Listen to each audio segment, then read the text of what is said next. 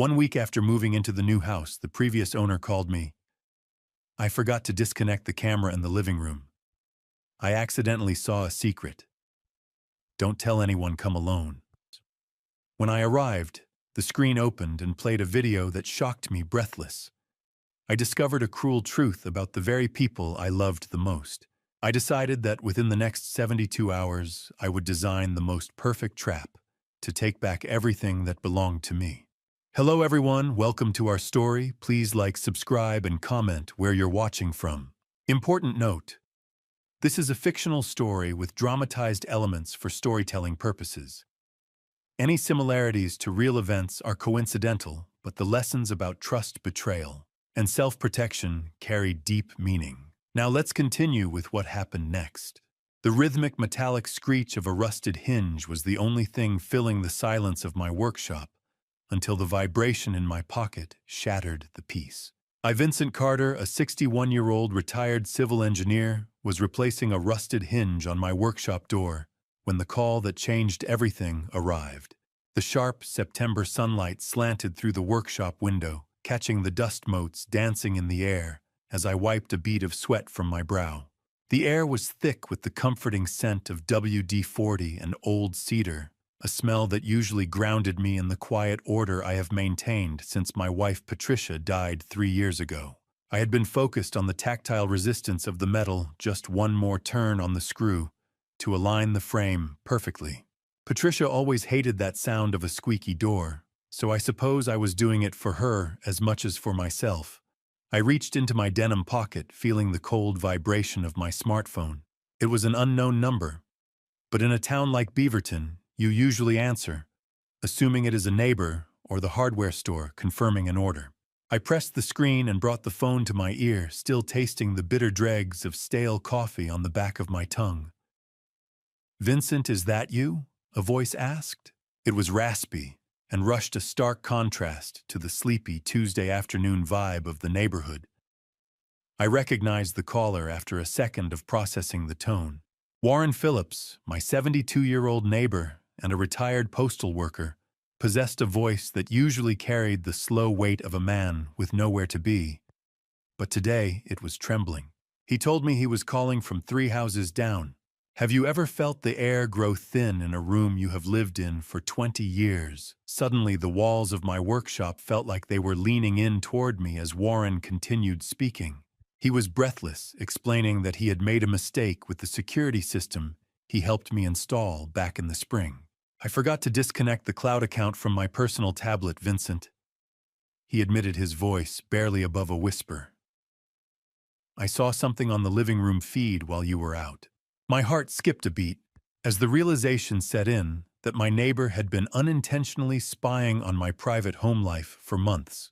I opened my mouth to protest, to ask why he was watching, but the urgency in his voice stopped me cold. "It involves your daughter Vincent and that husband of hers, Trevor." I felt a sharp pang of apprehension tighten in my chest. Olivia and Trevor had been over for dinner just 2 nights ago, and everything seemed perfectly normal. Warren refused to explain further over the phone, citing the sensitivity of what he had witnessed on the screen. He insisted that I come to his house immediately, and that I come alone. Then he said it.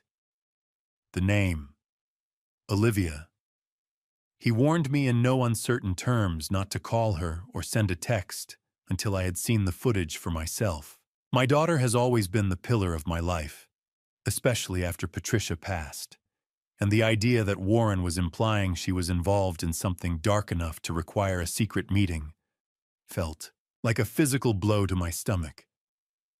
My hand tightened around the phone until my knuckles turned white. "What did you see, Warren?" I asked. But the line had already gone dead, leaving me standing in the silence of my workshop, with nothing but the smell of cedar and a growing sense of dread. The engine of my truck roared to life, a jagged sound that mirrored the sudden frantic drumming in my chest. I didn't waste time putting away my tools or locking the workshop. The urgency in Warren's voice had been a cold splash of reality that made the order of my woodshop feel irrelevant. I backed out of my driveway with a reckless speed I hadn't used in years, the tires chirping against the asphalt as I swung the wheel toward the quieter corner of Beaverton. My mind was a chaotic loop of questions. Why had my neighbor waited until now to tell me he was still connected to my security feed?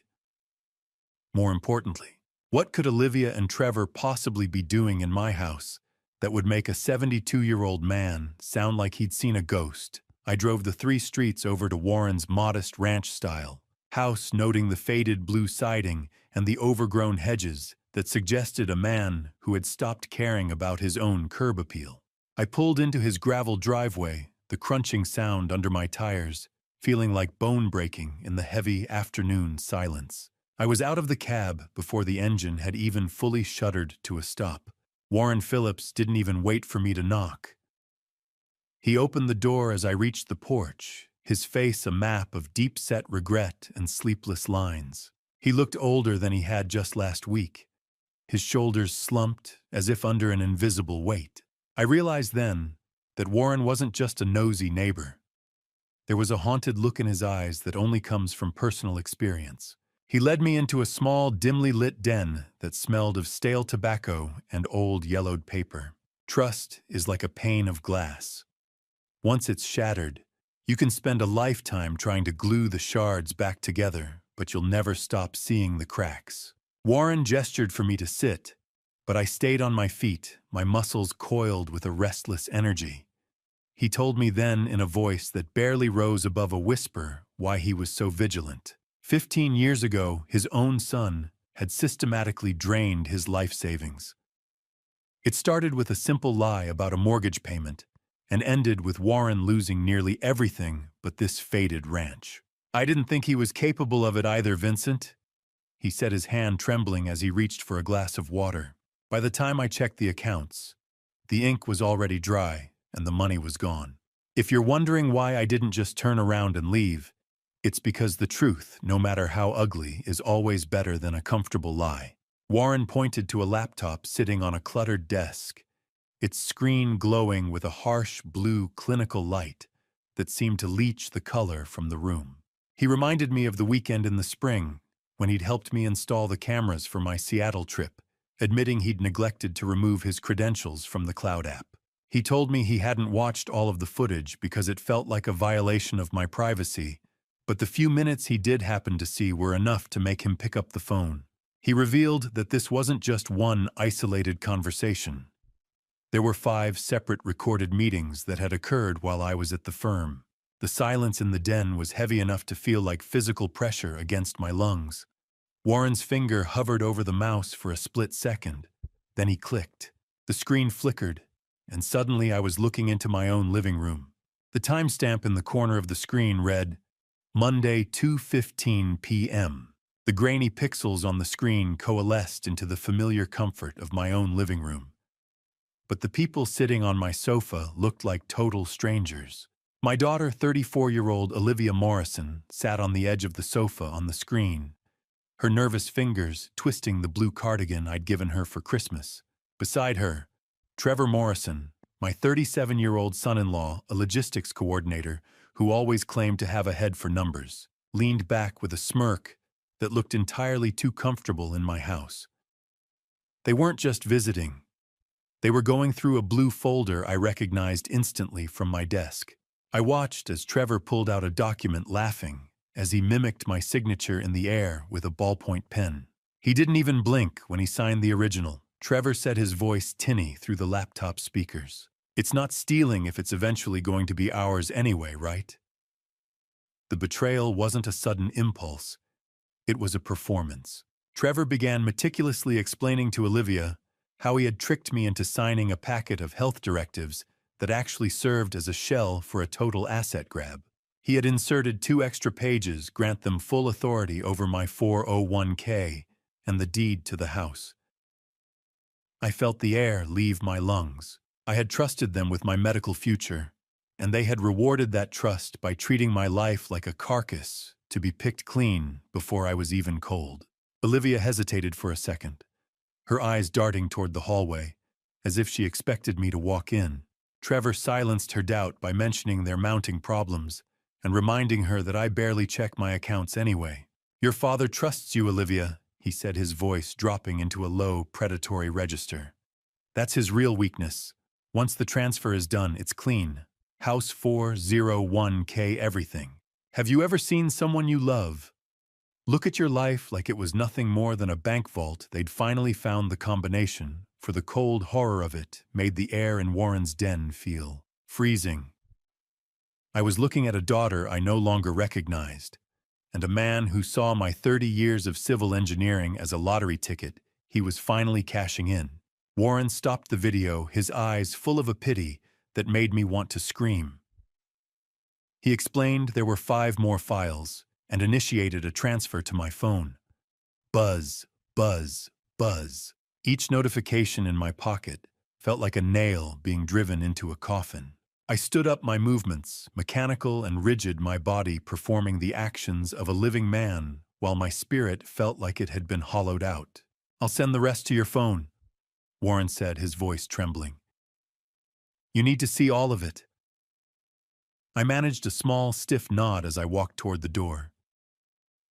Thank you, Warren, I replied. I've seen enough for now. I walked out into the cool September night, the silence of the neighborhood now feeling like a trap designed to keep me quiet while they dismantled my existence. As I reached my truck, I realized that the trust Trevor mocked wasn't just a character trait. It was the specific tool they had used to engineer my ruin.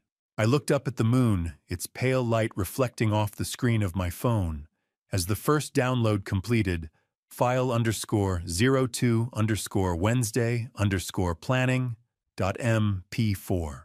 The fluorescent lights of the Canyon Road diner flickered like a dying heartbeat, casting long, sickly shadows over the booth where I sat with a cold laptop and a hot cup of coffee I didn't plan on drinking. I didn't go home. I couldn't bear to look at those 4 walls yet, knowing that every corner of my sanctuary had been violated by the very people I called family. I had pulled into this 24-hour haunt off the main drag, needing the anonymity of a corner booth and the low hum of the industrial refrigerator to anchor me. Just coffee black. Leave the pot, I had told the waitress without looking up. I needed a moment of silence, or at least the closest thing to it that a roadside diner could offer at 8 o'clock on a Tuesday night. The smell of burnt grease and industrial cleaner was a welcome distraction from the metallic scent of dread that had been clinging to me since I left Warren's house. My fingers felt like lead as I reached for the cold, smooth surface of the laptop keys. I opened the folder and prepared to watch the file labeled Wednesday Planning. The betrayal wasn't just about the money I'd spent 40 years earning. It was a calculated redirection of my entire digital identity. As the video played, showing Olivia and Trevor at my dining table, I watched as Trevor tapped on a legal pad with clinical precision. He was explaining to my daughter how they had already compromised my legal standing. He won't track the changes if the notifications come through me, Trevor said on the screen, his smirk audible even through my headphones. He told Olivia that he had set up an email address she controlled to intercept any digital alerts from the county clerk. Have you ever sat in a public place and realized that every person around you is living a life of quiet normalcy while your own world is burning down in front of you? I looked at a truck driver, too, booths down, methodically cutting into a steak, while on my screen Trevor mocked me for being too busy in my workshop to notice a change in my own deed. Olivia looked nervous, her eyes darting toward the hallway, but Trevor's confidence was infectious, a parasite that was slowly overwhelming her guilt. 20 days. That was the length of my remaining life as a homeowner. The video reached a chilling climax when Trevor pulled a physical calendar toward him and circled a date in bold red ink, September 30th. He looked directly at Olivia, his face hard. We need to file the deed transfer by the morning of the 30th, he insisted. If we don't have it recorded by then, the deal falls through. I watched him slide a paper napkin across the table, a gesture I found myself mimicking in the diner with a shaking hand. Trevor promised her it would be in her name before I even noticed a change in the property tax assessment. The theft wasn't an open-ended process. They were working against a hard deadline, implying an external pressure that made my skin crawl. I realized then that my house, the fortress Patricia and I had built together, was exactly 20 days away from being legally erased from under my feet. I pressed play on the third file, my hand trembling, as Trevor's voice filled my headphones with a much darker tone. They gave us until the 30th, Olivia. If we don't have the cash, they won't just take the house.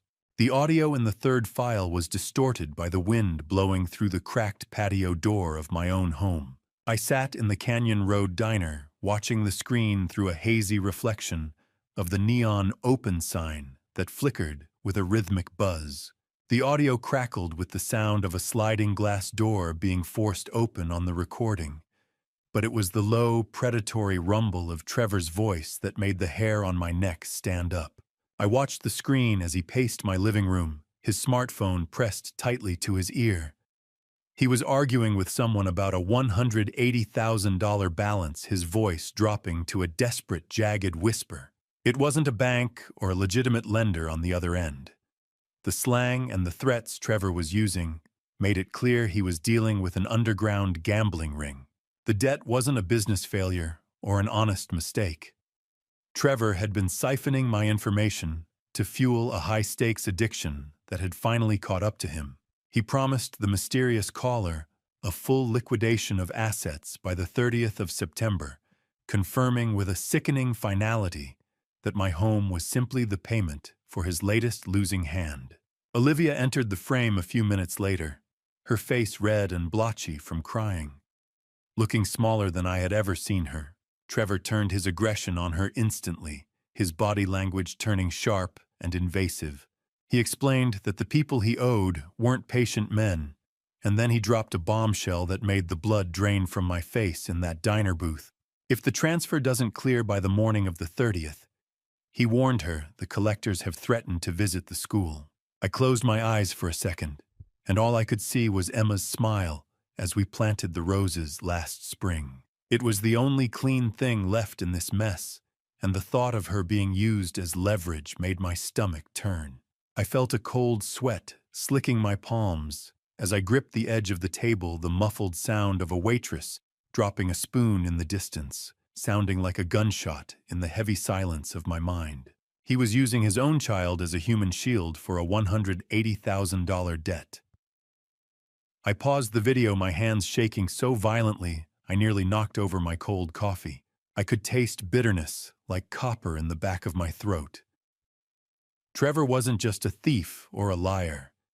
He was a monster who had put his own daughter's life on the line to save his own skin. My engineering mindset, the part of me that had spent decades calculating stress loads and structural integrity, finally kicked in. This wasn't just a financial leak anymore. It was a total structural failure of the family unit that required a complete and total demolition. They weren't just taking the house. They were taking Emma's safety, and that was a debt I would never allow them to pay with my bloodline. I was about to shut the laptop, my mind already racing toward a counteroffensive, when the fourth file finished its slow download. The thumbnail showed Trevor alone in my kitchen, after midnight, his face lit by the glow of a single burner, speaking to a woman whose voice I didn't recognize from our family circles. The fourth video was shorter, just a few minutes of Trevor alone in the kitchen after midnight. The kitchen where I'd made pancakes for my granddaughter just days ago now looked like a crime scene in the harsh blue light of my laptop screen. Trevor was leaning against the counter phone pressed to his ear, his voice hushed and intimate in a way he never spoke to my daughter.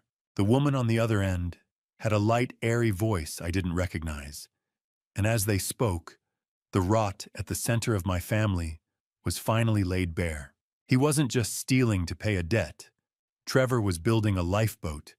He revealed that Olivia was merely a tool to unlock my wealth, a signature machine he was manipulating with practiced ease. Once the assets are liquidated and the cash is in the offshore account, he whispered into the receiver, "I'm handling the exit. Olivia's blind loyalty makes it easy." I watched him chuckle, a dry, hollow sound that made my skin crawl. "Pack your bags for Costa Rica," he told the stranger. "We're almost there." Disgust rose in my throat like bile, a visceral reaction to the man who had sat at my Thanksgiving table while planning to leave my daughter in the ruins of a forgery case. How many layers of rot can one family hide before the whole house comes crashing down? I stared at the screen, my heart turning into a block of cold flint. I clicked on the fifth and final file dated last Saturday. This one was a confrontation.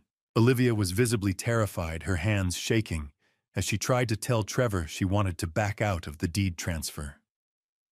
She felt watched, she said. She felt the weight of the lie. But Trevor didn't offer comfort. He turned brutal. He stepped into her personal space, grabbing her upper arm with a grip that looked painful even through the grainy footage. Then he did the unthinkable. He began reciting Emma's exact school recess schedule at Hawthorne Elementary. 10:15 a.m., he hissed. You want the investors waiting by the fence at 10:15. He wasn't just warning her about the criminals. Trevor was the one who had provided the schedule to the debt collectors. He had sold out his own daughter's safety to ensure Olivia wouldn't lose her nerve.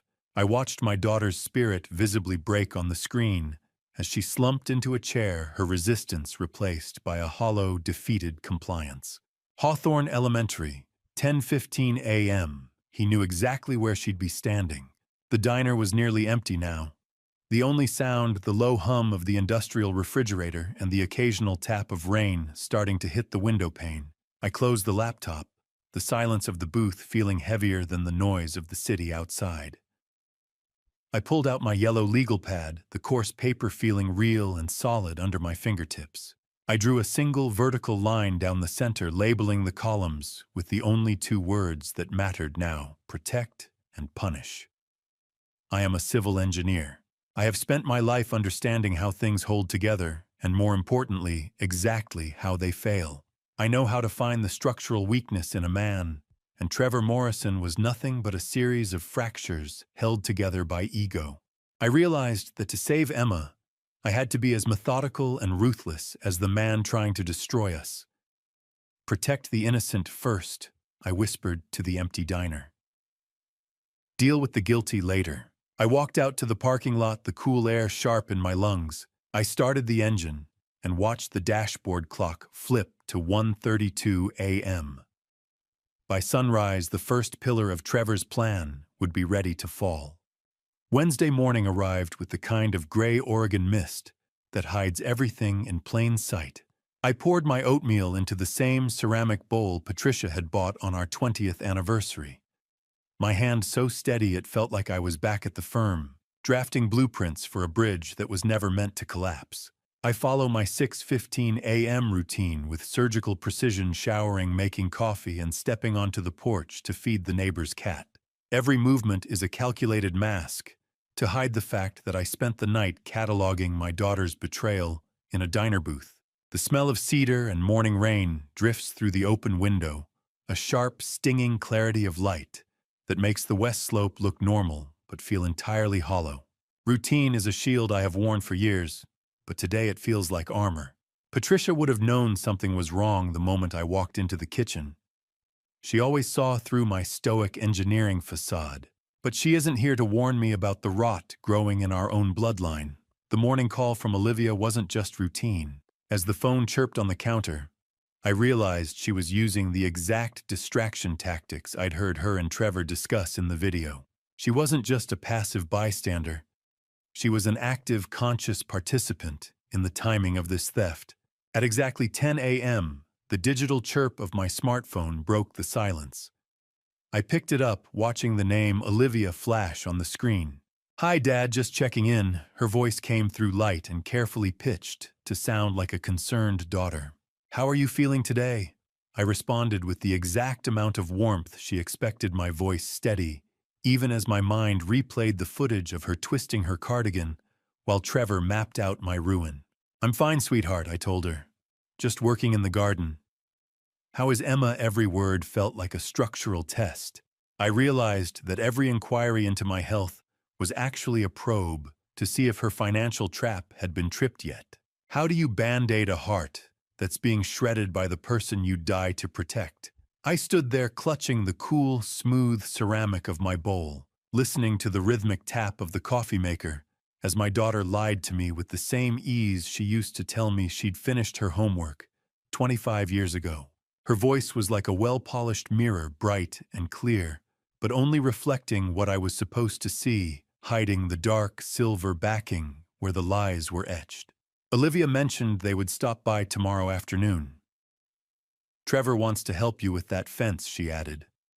I agreed readily, maintaining the docile senior persona they've assigned to me. I'd like that, I said. I'll make sure to have some tea ready. But I knew better. Trevor's offer to fix the fence was a ruse to get me out of the house, a way to ensure I was occupied in the yard, while they searched my office for my original non-forged identity documents. They needed the real papers to make the fake ones stick. As soon as the line went dead, the warmth left my face like a sunset behind a storm wall. The facade was for them, but the action was for me. I grabbed my keys, the metal cold against my palm. I pulled out of the driveway, but I wasn't heading to the hardware store for fence supplies. I was heading to a place where I could find a very different kind of specialist. The sliding glass doors of the Beaverton Library hissed shut behind me, sealing out the damp Oregon morning and leaving me in a silence that felt heavy with the secrets I was about to dig up. I walked past the front desk with a stiff nod, seeking out a back corner computer terminal where the stacks would shield me from any inquisitive eyes. My own laptop was back in the workshop, but I needed a neutral digital trail today. I sat down and began searching for specialists in power of attorney fraud and elder abuse, my engineer's mind, filtering through names and reviews like I was auditing a structural schematic. One name consistently surfaced with high praise: Evelyn Chambers.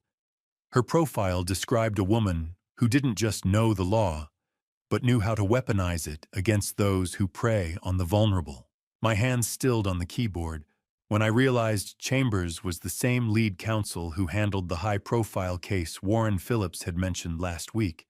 She had a personal history with exactly the kind of toxic greed Trevor was exhibiting. I didn't need someone to just defend my assets. I needed someone who knew how to dismantle a predator. I stepped into the library lobby and dialed the number for Chambers' office. The receptionist was professional, but I could hear the sharp, jagged edge of urgency in my own voice as I mentioned words like power of attorney revocation and fraudulent filings. I felt a small surge of momentum when she scheduled me for a consultation on Friday morning at 9:30 a.m. I spent the rest of the afternoon at a nearby print shop, the air thick with the smell of toner and warm paper, as I meticulously scanned the files Warren had given me. I organized them into a heavy physical folder, creating a legal arsenal that felt as solid as a foundation stone in my hands.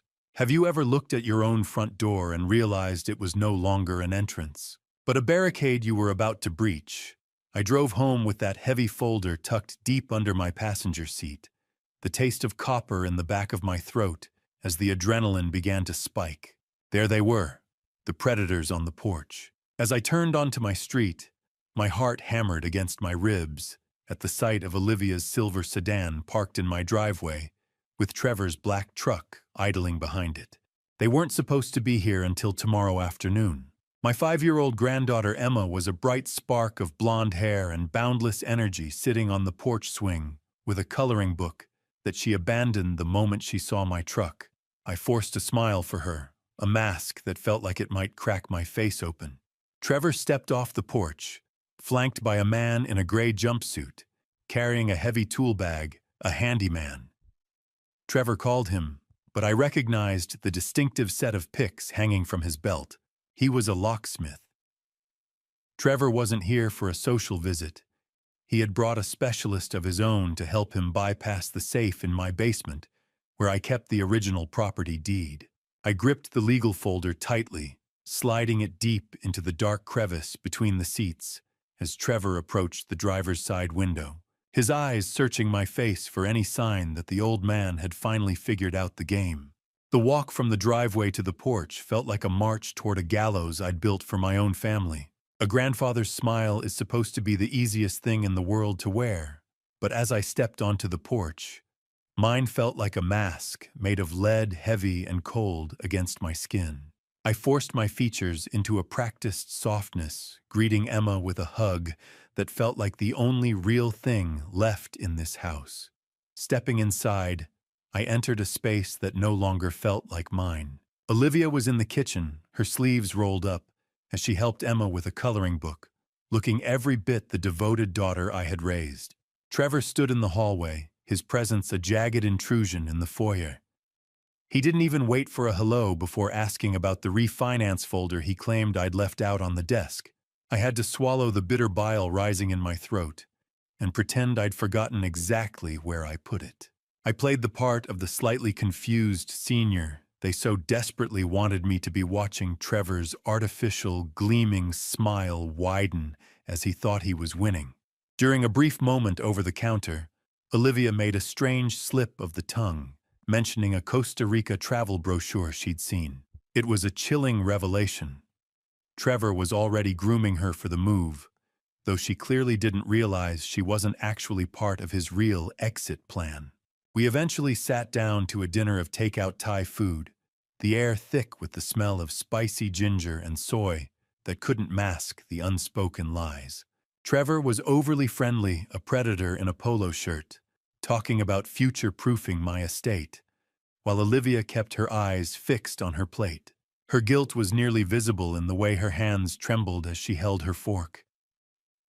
I watched Emma eat her innocence, the only thing keeping me from flipping the table and shouting the truth. Every laugh from Trevor felt like a physical blow to my chest, a reminder of the mistress and the gambling debt he was hiding behind this domestic farce.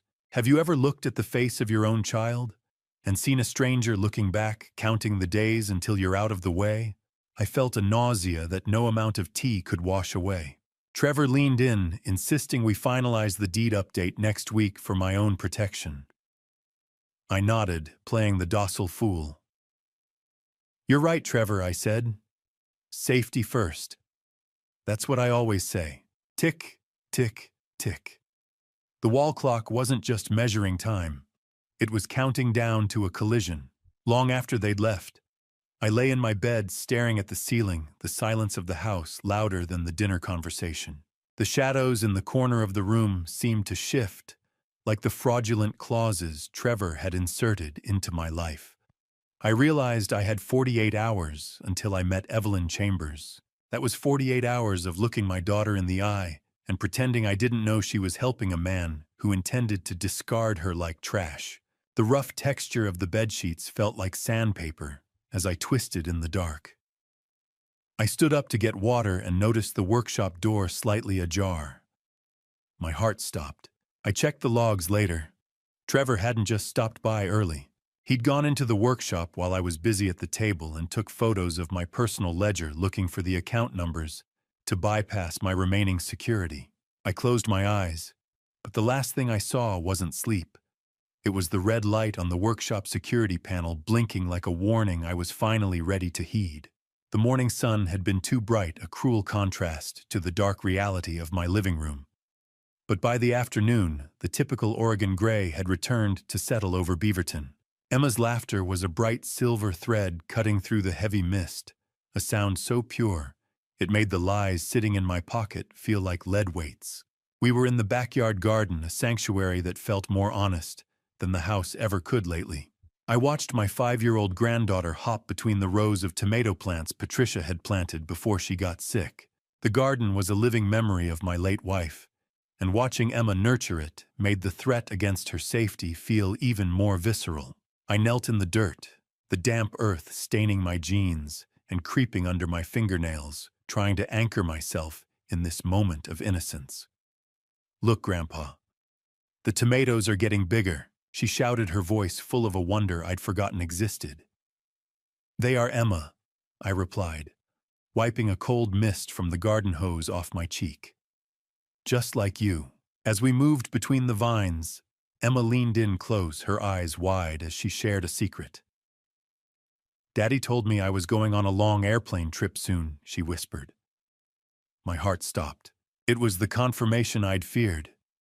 Trevor was already packing her world into a suitcase, planning an escape that likely left Olivia behind. Innocence is a fragile thing, like the first frost on a greenhouse window. One warm breath of truth and it vanishes forever. I looked at the little girl who still saw the world as a place of building blocks and garden fairies. "Grandpa, when I grow up, will you teach me to build things?" she asked, her small hand reaching out to touch a ripening fruit. The question mirrored a promise I once made to a young Olivia, a cycle of trust that had been broken by the generation in between. "I'll teach you everything I know, sweetheart." I promised, my voice thick with a solemn conviction. I looked up to see Olivia watching us from the patio, her face unreadable. I realized then that I wasn't just fighting for my house. I was fighting for the version of Olivia that Emma still believed in. I wanted to reach out to warn my daughter that the man she loved was tracking her like a prisoner, but the facade had to hold. I stayed on my knees in the dirt, feeling the heavy burden of the grandfather Emma thought I was, and the predator I was becoming to protect her.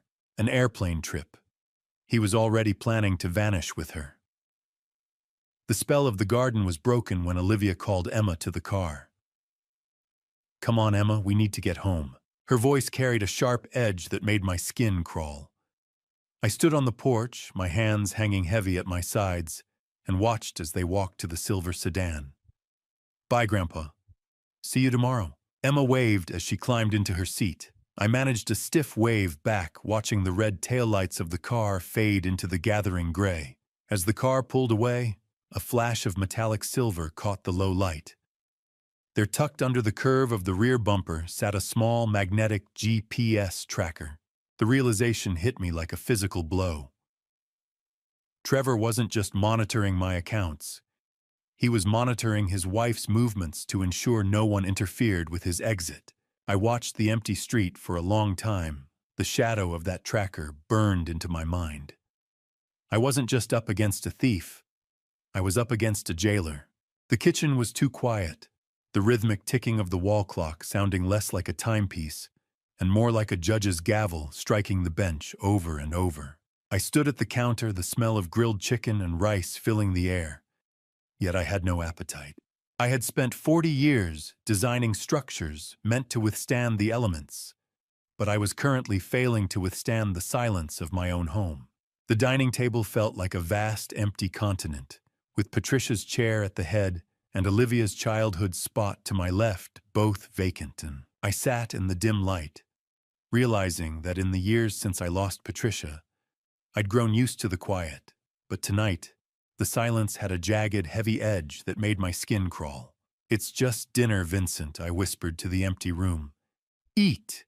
But the food tasted like ash. This house used to be so loud with laughter and the chaotic energy of a growing family, and now it was just a shell filled with echoes. While I was cleaning the table afterward, my fingers brushed against something hard under the rim of my own chair. I leaned down, peeling back a strip of adhesive. A microphone, small, black, and cold. Trevor wasn't just tracking Olivia. He was listening to my private moments. How many years of trust does it take to build a life? And how many seconds of greed does it take to tear it down? I held the bug in my palm, the metallic intrusion making me feel physically ill. Trevor Morrison was a cancer, and my daughter was merely infected. I walked to the pantry door, my thumb tracing the rough texture of the growth chart notches carved into the wood. I wondered when Olivia stopped being the girl who cried over a scraped knee and became the woman who could help forge a signature. Did I fail her, or did I just stop paying attention while I was busy being the provider? The guilt was a heavy weight, but then I remembered the way Trevor had weaponized Emma's school schedule. The self-doubt evaporated, replaced by a cold, protective fire that burned away the last of my hesitation. A microphone in my own home. The intrusion was total, but so was my response. I didn't smash the device. I simply put it back. If Trevor wanted to listen, I would give him exactly what I wanted him to hear, nothing but the sounds of an old man going to bed early. I moved to the den with mechanical precision, closing the door softly. I began to finalize the documents for tomorrow's meeting with Evelyn Chambers. I organized the bank statements, the forged power of attorney copy Warren gave me, and my own original documents into a neat, high-tensile stack. I am no longer just a father or a grandfather. I am an engineer building a fortress that no gambler or thief can breach. Everything was in its place, just like a blueprint. As I prepared the folder, I realized Trevor's biggest tactical error, the original deed he was so desperate to find, was never in this house. Years ago, as part of my own engineer's redundancy plan, I had moved it to a secure safety deposit box. Tomorrow, the doors lock. I set the folder on the nightstand and turned off the lamp. But as the darkness swallowed the room, I knew that Trevor's biggest mistake wasn't the theft, it was underestimating a man who had nothing left to lose but the truth. Friday morning, September 20th, arrived with a sky the color of cold steel. I pulled the heavy brass handle of the law office door at exactly 9:15 a.m. The cold September air biting at my heels, as if trying to pull me back into the comfort of my own ignorance. I was met with the faint, dignified scent of old paper and expensive coffee that seemed to cling to the dark wood of the reception desk. Within minutes, I was ushered into the inner sanctum to meet Evelyn Chambers, a 56-year-old attorney specializing in elder law, who sat behind a desk as clean and sharp as her intellect, her eyes possessing the clinical depth of a master inspector. I didn't waste time with pleasantries. I simply placed the organized folder on the mahogany surface between us. As an engineer, I presented the facts as a series of load-bearing failures in my family's foundation. "I need a legal bulkhead, Ms. Chambers," I said. "Something Trevor Morrison cannot bypass." She looked at me for a long moment before opening the file. "Tell me everything, Mr. Carter," she replied with a voice that was both firm and inviting. "Don't leave out the parts that hurt." Evelyn revealed something almost immediately. The notary who supposedly witnessed the forged power of attorney was a known associate of a local shady lender. This confirmed that Trevor had already entangled my life with a criminal network. Evelyn reviewed the documents with a clinical intensity, her finger stopping on specific clauses Trevor had inserted into the text. She explained that while the health directive was what I had intended to sign, the filed version granted broad financial authority that bordered on total guardianship. This clause here, she noted, tracing a line on the paper. "It grants broad financial authority." Did you intend that? My jaw tightened. No, I intended to protect my health, not lose my home. Her calm voice provided a stabilizing contrast to the quiet rage I had been fueling all week. Have you ever felt the exact moment the tide turns? It doesn't happen with a roar. It happens in the silence between heartbeats. I felt the weight of the last few days begin to shift as Evelyn outlined our counteroffensive. She was a master of the legal structure, identifying every weak point Trevor had tried to exploit. We weren't just reacting anymore. We were preparing to demolish his carefully constructed lies. Click. The sound of a door locking from the inside. His power was gone. Evelyn's assistant brought in the fresh revocation papers, and I signed them with a hand that didn't tremble, the black ink feeling like a seal on a containment vessel. The notary's stamp hit the paper with a sharp metallic click that echoed in the quiet room, a sound of absolute finality. Evelyn promised that by noon, every major bank and the county recorder would have electronic notice that the Morrison power was dead. "It's done," she said, leaning back. "You've officially taken back the keys to your life." I looked at the drying ink, a grim satisfaction settling over me. "Good," I replied. "Now I want to see how he tries to open the locks." As I rose to leave, Evelyn informed me that she had already flagged my social security number for potential identity theft. She discovered that Trevor had attempted to open a new credit line in my name just 48 hours prior. I walked out of that office and headed straight for the bank, checking my watch as the digital numbers flipped to 11 a.m. The countdown to Trevor's collapse had officially begun. The bank lobby was a tomb of glass and marble, and I was there to bury Trevor's access to my life savings once and for all. I stepped into the clinical, sterile-smelling air of First National Bank with a jaw set like concrete. The bank lobby was busy, but for me everything else had faded into a blurred background of ticking clocks and shuffling papers. I was ushered into a glass-walled office to meet Andrea Bennett, a 42-year-old personal banker with a sharp bob and even sharper eyes, who had been the gatekeeper of my finances since Patricia was still alive. I didn't waste time. I presented the certified revocation papers from Evelyn's office, the heavy stock paper feeling like a weapon in my hand. "Andrea, I need these funds moved to a private account immediately," I told her, my voice dropping to a low, commanding register. I watched her scan the documents, her professional mask slipping just for a second, when she realized the scope of the fraud. "Mr. Carter, given the power of attorney revocation, I've flagged this for the fraud department as well," she said.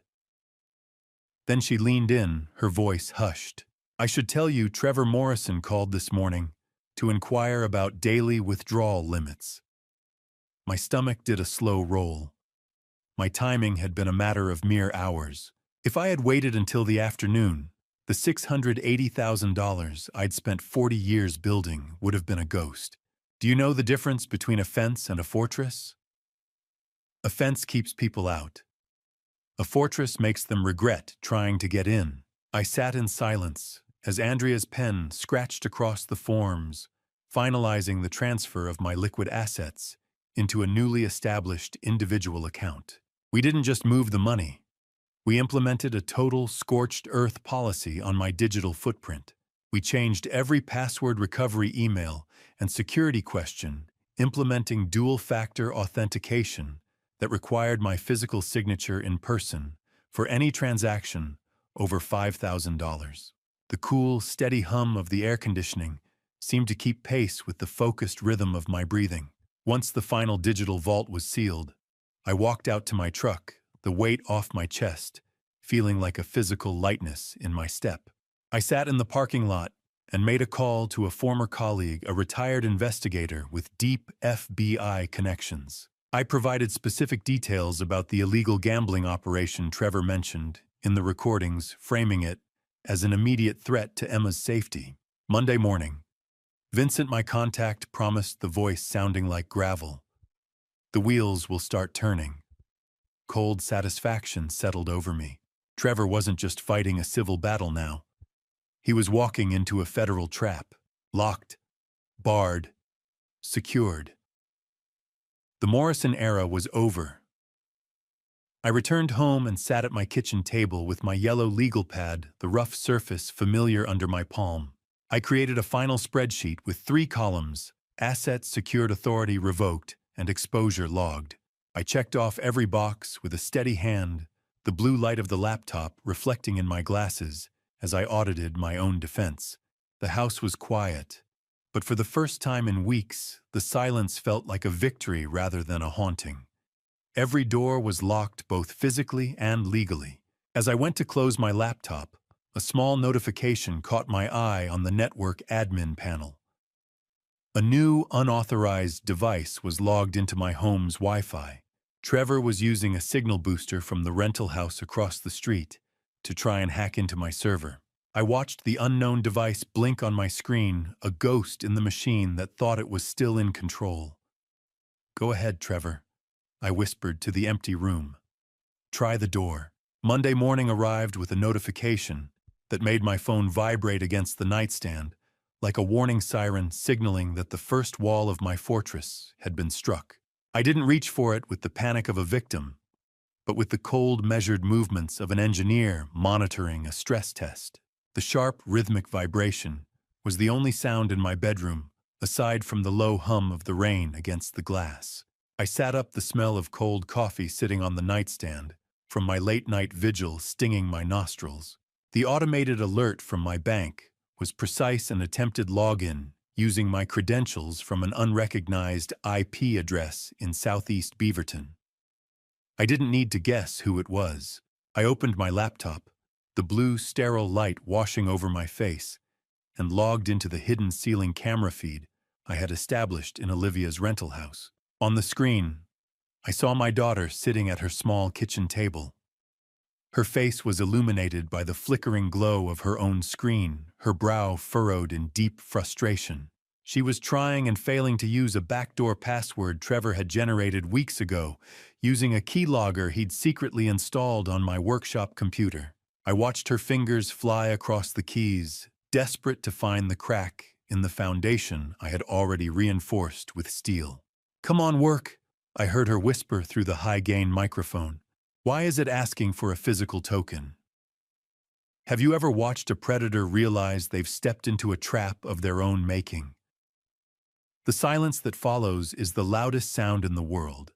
I watched her lean back, her eyes wide with a growing, frantic realization. She picked up her phone and dialed a number on speakerphone.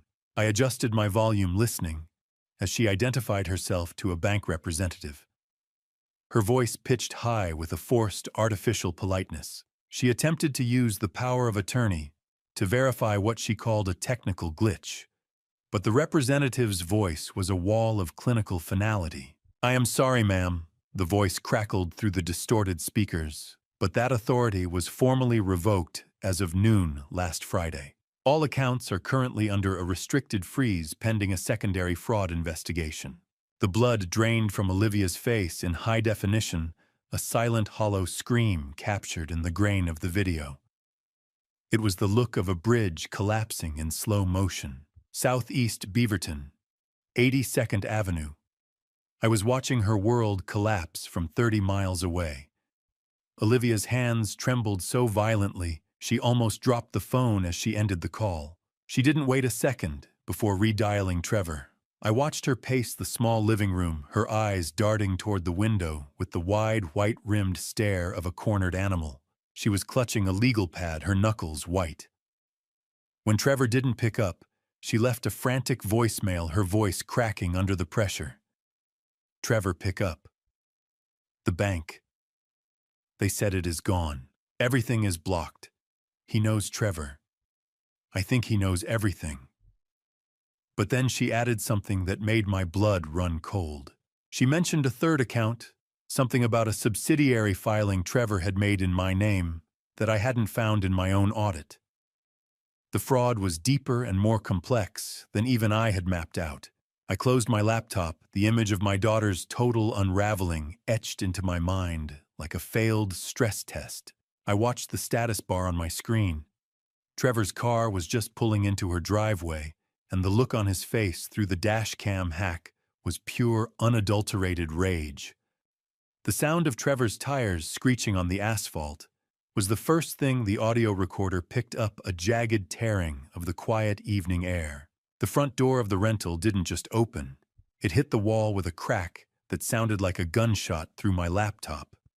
Speakers followed immediately by the heavy, uneven tread of a man who had lost his grip on everything but his anger. I adjusted the grainy, high-contrast night vision feed on my screen, watching as Trevor Morrison stormed into the living room, bringing the smell of rain and exhaust with him. He threw his keys onto the counter with enough force to rattle the dishes in the sink. Olivia was cowering near the counter, her face pale and tear-streaked. Trevor began pacing the small space like a caged predator, his voice a low, vibrating growl as he demanded to know exactly what the bank teller said. He refused to believe the old man could have been smart enough to revoke the authority on his own. "What do you mean, revoked?" he roared. "I saw him sign those papers." Olivia's voice was thin, a structural failure in itself. "He's a retired engineer, Trevor. He's not stupid. He's methodical." That was when Trevor pulled out a folded document. He revealed that he had already pre-signed a quitclaim deed using the forged power of attorney, intending to bypass the bank entirely by going straight for the land title. Have you ever seen the exact moment a person realizes they've sold their soul for a debt they can never pay? It looks like Olivia's face right now. I watched as Trevor's desperation turned into physical intimidation. He grabbed Olivia by the shoulders, his white-knuckled grip shaking her, as he explained that the people he owed were done waiting. The September 30th deadline was immovable. 7 days, Olivia. We have 7 days before they stop calling and start knocking. He forced her to look at him, reminding her that she was already an accomplice, and that the police wouldn't care who started the forgery once the signatures were verified. You signed those papers too, he hissed. You're in this as deep as I am. You want to lose Emma to the state. The cruelty of his logic was a pressure cooker, and I could see my daughter's spirit buckling under the load. 7 days. 7 days until the wolves came for my family, and Trevor was the one holding the door open. My heart felt like it was being compressed in a vice as I watched his hands on her, my own breathing heavy and synchronized with the static on the feed. Trevor eventually calmed down into a cold, sharp focus that was far more terrifying than his yelling. He decided that the bank was a lost cause for now, and pivoted the entire plan toward the property deed. Forget the cash, he said, his eyes narrow. If we get the deed recorded at the county office, we own the leverage. He instructed Olivia to have the paperwork ready for the morning, claiming the land title office wouldn't have the revocation update for another 48 hours. Tomorrow morning, the county office. Be ready. I watched as he slammed out of the house, but the audio stayed live as he reached his truck. He made a muffled phone call to his mistress, revealing that he planned to cut the wait, meaning Olivia, as soon as the deed was filed. The bastard had no loyalty even as the ship was sinking. He left Olivia collapsed in a chair, sobbing into her hands. I watched her reach for her phone, her fingers hovering over my contact name for a long, agonizing minute before she slowly put the device face down on the table and let out a sob that broke my heart all over again. Tuesday morning arrived with a stillness that felt like the intake of breath before a scream, and through the pinhole lens of the ceiling camera, I watched my son-in-law become a monster. I sat in my workshop surrounded by the scent of cedar and oil, but my mind was miles away in Olivia's rental. Trevor was pacing the small living room, like a caged predator, his movements jagged and aggressive. He was berating Olivia for her hesitation, insisting that they file the deed transfer at the county office today before I could block it. His desperation was palpable. He checked his watch every few seconds, signaling that his debt-induced clock was ticking toward zero. Olivia sat on the sofa, clutching a throw pillow to her chest, as if it were a tactical shield against the storm of his anger. We go to the county office today. Trevor barked, his face leaning into hers. I don't care if you're scared. Olivia's voice was a fragile whisper. What if Dad knows Trevor? What if he is waiting for us? Trevor let out a jagged sound that was supposed to be a laugh. He's an old man, Olivia. He's probably just confused by the new bank app. Then Trevor dropped the mask entirely. He admitted that he had personally walked the loan sharks past Emma's school to show them the target, proving his betrayal was an active choice, not a desperate reaction. Have you ever heard the sound of a mother's soul being traded for a lie? It's a silence so deep it swallows the room. Trevor snapped, grabbing Olivia's arm with a white-knuckled grip and pulling her toward him. He dropped the cold, final threat. The loan sharks knew Emma's exact recess time at Hawthorne Elementary, 10:15 a.m. He told her that if they didn't deliver the deed as collateral today, those criminals would make an example of our 5-year-old by the playground fence. I felt a sour, sharp scent of fear, my own or hers I couldn't tell, drift through the mental image of the screen. I watched my daughter collapse into total defeat, her spirit breaking, as she realized her own husband had weaponized their child's safety. You said you would leave her out of this. She sobbed, her body shaking under the load of his coercion. You promised. Trevor didn't flinch. Promises don't pay debts, Olivia. Only deeds do. He let go of her arm, leaving red marks on her skin that burned into my retinas. 9:00 a.m. That was the time they set for the end of my life. I decided it would be the start of theirs.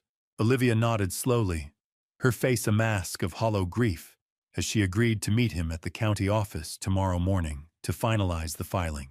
Trevor smoothed his shirt with a chilling return to composure, as if he hadn't just threatened a child. Good girl, he said, his voice returning to that artificial, oily warmth. Just act like nothing is wrong when the old man calls.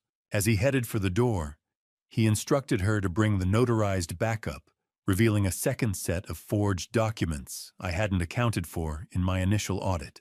I felt a cold, mechanical click in my chest as I closed the laptop lid. The silence of my workshop now felt like a command center. They expect to meet a clerk tomorrow. They are going to meet the truth. I reached for my phone and dialed Evelyn Chambers, my voice a whisper that carried the weight of a funeral. "It's happening tomorrow, Evelyn. We need to be ready by 9.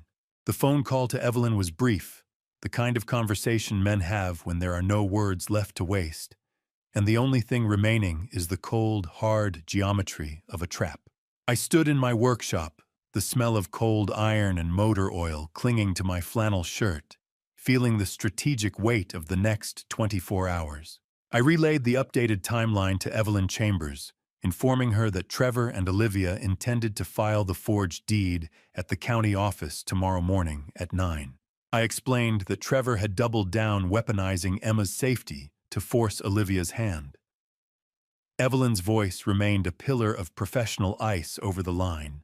She informed me that simply blocking the deed at the county level wasn't enough to stop Trevor's criminal associates. To trigger an immediate state-level asset freeze and provide the protection we needed, we required a formal in-person service of process. "We won't just block them, Vincent," she said. "We will serve them in the act." She agreed to coordinate with a civil process server to meet me at Olivia's rental house instead of the courthouse. We weren't just stopping a theft. We were turning their moment of victory into a formal ambush. I sat at my workbench and opened my tablet, the smooth screen glowing with the raw data of my family's betrayal. I didn't need the images of their faces anymore. The scratchy recorded voices were enough to dismantle Trevor's house of cards. I began the methodical process of cueing specific clips, my fingers moving with the precision I used to apply to bridge schematics. I selected the recording, where Trevor mocked Olivia's blind loyalty while planning to abandon her for Costa Rica. Then I cued the chilling moment where he detailed Emma's school recess schedule. "This isn't just evidence," I whispered to the empty workshop. "It's a mirror." I tested the volume levels, ensuring the audio was clear enough to pierce through any lie Trevor might try to tell. "Have you ever held the power to destroy a man's life in the palm of your hand? It's lighter than you'd expect, about the weight of a 10-inch tablet." I felt a calculated fury warming my chest, a stark contrast to the damp Oregon evening pressing against the workshop windows. Click. The playback was perfect. The betrayal was audible. I received a final text from Evelyn, confirming that because I had recorded these conversations in my own home, Oregon's one-party consent laws made the evidence fully admissible in civil proceedings. My home, my rules. The truth doesn't need permission when the foundation is already under attack. I felt a strange sense of professional satisfaction. As an engineer, I appreciate a system that works exactly as it was intended. I watched the low digital hum of the charging tablet and placed it carefully inside my jacket pocket. The weight of the device felt like a holstered weapon, solid and ready. As I reviewed the audio one last time, a voice caught my ear that I hadn't fully processed before. The woman Trevor was speaking to, the mistress he intended to flee with, wasn't a stranger. Her laugh was distinctive, a sharp sound I recognized from a rival engineering firm I had consulted for years ago. This wasn't just a family betrayal. It was a layer of industrial espionage I hadn't seen coming. I plugged the charger into the wall and watched the little green lightning bolt appear on the screen. It was the only light in the workshop, and for the first time in years, I wasn't afraid of the dark. The darkness in the workshop was absolute, save for the single wedding photo still hanging near the door, a relic of a 1990 promise that felt like it was screaming in the silence. I sat on my old wooden stool, the smell of cold sawdust and motor oil anchoring me to a life Patricia and I had built, brick by brick, over 30 years. I reached out my fingers, brushing the cool, smooth glass of the frame. As I adjusted the backing, a thin piece of paper fluttered out, a letter Patricia had tucked away before the cancer took her. I read her elegant script by the dim glow of my flashlight, my heart constricting as I saw her warnings about our daughter. She had seen Olivia's blind spots long before. I had specifically her tendency to lose herself in men who mirrored the chaos she didn't know how to fix. "Am I saving her, Patricia?" I whispered into the rafters. "Or am I just finishing what Trevor started?" The agonizing weight of the morning's mission pressed down on me. I was about to destroy my daughter's current reality, yet I knew it was the only way to safeguard our granddaughter's future. Protect the innocent first, I reminded myself. Deal with the guilty later. I recalled Emma's face in the garden, the way her eyes lit up when she asked me to teach her how to build. Then, like a physical blow, I replayed Trevor's voice on the recording, reciting her school schedule, like he was reading a menu for a predator. The conflict inside me crystallized into a cold, hard line in the sand. Trevor Morrison would receive no mercy, but Olivia had to be given a door to walk through, however narrow. If you had to set your own house on fire to kill the snakes inside, would you have the courage to strike the match? I knew the answer now. Emma loses a mother if I destroy Olivia entirely, but she loses her life if I do nothing. Love in this house had always meant providing, but now it meant enforcing consequences. Being a father didn't just mean shielding your children. Sometimes it meant letting them strike the ground hard enough to finally wake up. I felt a determined moral clarity wash over me, replacing the soul-searching agony that had kept me paralyzed since the first phone call from Warren. Silence. Then the click of the latch. The decision was made. I stood up and walked to the small wall calendar where I used to track bridge project deadlines and concrete pours. I didn't see engineering dates anymore. I saw the geometry of a life-saving operation. I decided on my own protocol, separate from the legal one Olivia would have until sunset tomorrow, to choose Emma over Trevor. I turn off the workshop light, leaving only the green charging glow of the tablet to pierce the gloom.